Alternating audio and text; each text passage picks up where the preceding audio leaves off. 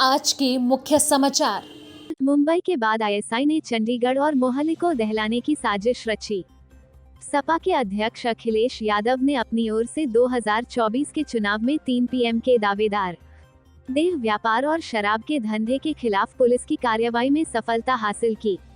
आबकारी नीति घोटाले में सीबीआई ने डिप्टी सीएम समेत 13 पर एफआईआर दर्ज। मुंबई के बाद अब आईएसआई ने चंडीगढ़ और मोहाली को दहलाने की साजिश रची है। पंजाब में आतंकी हमले को लेकर अलर्ट जारी किया गया है। जानकारी के मुताबिक आतंकी चंडीगढ़, मोहाली में अपने मंसूबों को अंजाम देने की फिराक में हैं और वहां के पब्लिक प्लेस जैसे बस स्टैंड को अपना निशाना बना सकते हैं। साथ ही इसमें कुछ नेताओं को भी निशाना बनाने का भी अलर्ट जारी किया है।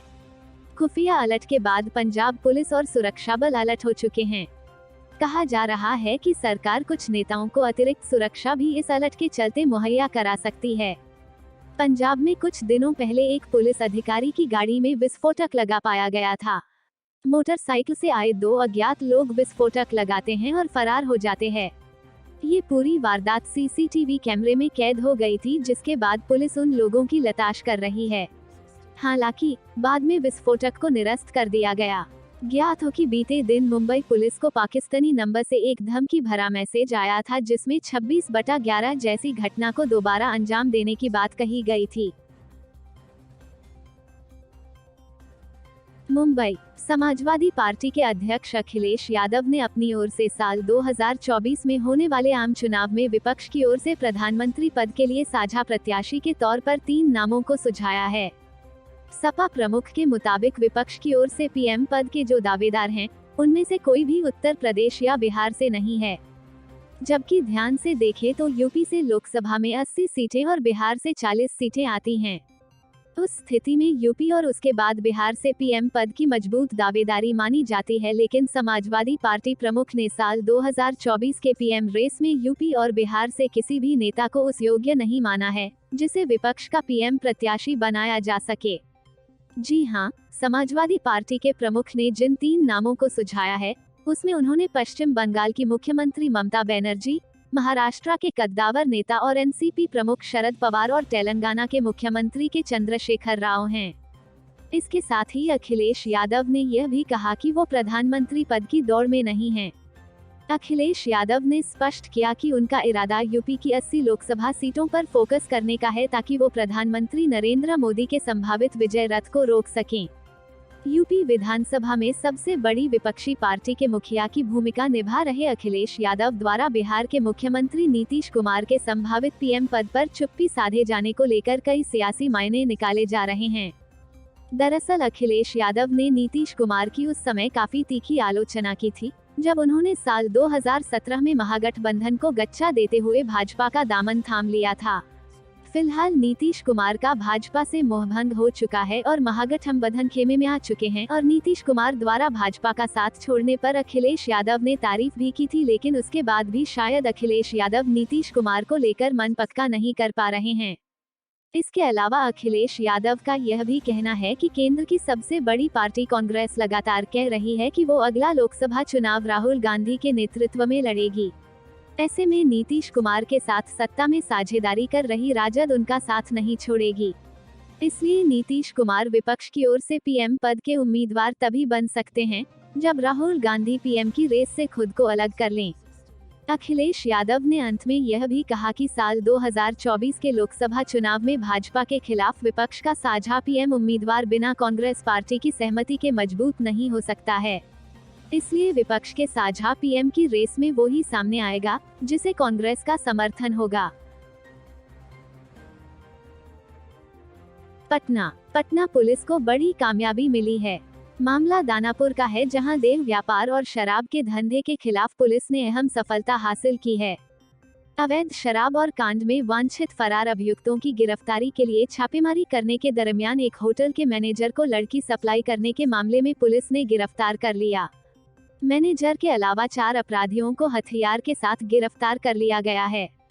इस बात की जानकारी देते हुए दानापुर एएसपी अभिनव धीमान ने बताया कि गुप्त सूचना मिली थी कि कुछ अपराधकर्मी एक होटल में इकट्ठे हुए हैं। सूचना के सत्यापन के बाद होटल में छापेमारी की गई, जिसमें 4 अपराधियों को गिरफ्तार किया गया। गिरफ्तार अपराधियों के पास से एक देशी कट्टा, 2 गोली तथा 10 पुड़िया ब्राउन शुगर के साथ 2 मोबाइल भी बरामद किया है। इसके अलावा होटल के मैनेजर को भी गिरफ्तार किया गया है। एएसपी अभिनव धीमान ने बताया कि होटल के मैनेजर के मोबाइल से पता चलता है कि उसके होटल में देह व्यापार का धंधा भी चलता था। उन्होंने बताया कि चारों अपराधकर्मी होटल ड्रीमिंग गेस्ट हाउस के जिस रूम में ठहरे हुए थे उसका ठहरने का न तो रजिस्टर में लिखा था न कहीं और। पुलिस सभी से पूछताछ कर रही है।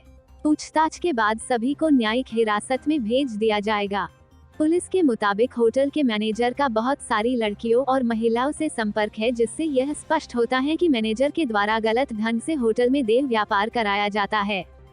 फिलहाल पुलिस दानापुर और आसपास के ऐसे कई होटलों को चिन्हित किया है, जिसकी भी जांच किया जाए। मुंबई, दिल्ली सरकार की आबकारी नीति 2021-22 में हुए कथित घोटाले के मामले में एफआईआर दर्ज करने के बाद केंद्रीय अन्वेषण ब्यूरो सीबीआई ने दिल्ली सरकार के डिप्टी सीएम मनीष सिसोदिया समेत 13 आरोपियों के खिलाफ लुकआउट सर्कुलर भी जारी किया है। ऐसे में अब तमाम अभियुक्त देश छोड़कर नहीं जा पाएंगे। वहीं दिल्ली के उप मुख्यमंत्री मनीष सिसोदिया के खिलाफ भ्रष्टाचार का मामला दर्ज करने से पहले केंद्रीय जांच ब्यूरो ने भारत के राष्ट्रपति की पूर्व अनिवार्य मंजूरी भी ले ली थी। अपने खिलाफ लुकआउट नोटिस जारी करने पर डिप्टी सीएम ने कहा, मोदी जी ने मेरे खिलाफ लुकआउट नोटिस जारी किया है। देश के पीएम सारे दिन ये सोचते रहते हैं कि किसको नोटिस भेजना है। उन्होंने कहा कि महंगाई के बारे में नहीं सोचते हैं पीएम मोदी। आज देश ऐसे नेता को खोज रहा है जो देश से महंगाई को खत्म करे। देश तो तब नंबर 1 बनेगा जब सब मिलकर सारे दिन देश को आगे ले जाने की कोशिश करे। अब की बार तो देश की जनता 2024 में लुकआउट नोटिस जारी करेगी। डिप्टी सीएम ने कहा कि देश के पीएम महंगाई पर नहीं सोचते हैं। एक ट्वीट के जरिए भी डिप्टी सीएम ने प्रधानमंत्री नरेंद्र मोदी पर निशाना साधा। उन्होंने कहा, आपकी सारी रेड फेल हो गई, कुछ नहीं मिला, एक पैसे की हेराफेरी नहीं मिली। अब आपने लुकआउट नोटिस जारी किया है कि मनीष सिसोदिया मिल नहीं रहा। ये क्या नौटंकी है मोदी जी? मैं खुलेआम दिल्ली में घूम रहा हूँ, बताइए कहाँ आना है? आपको मैं मिल नहीं रहा।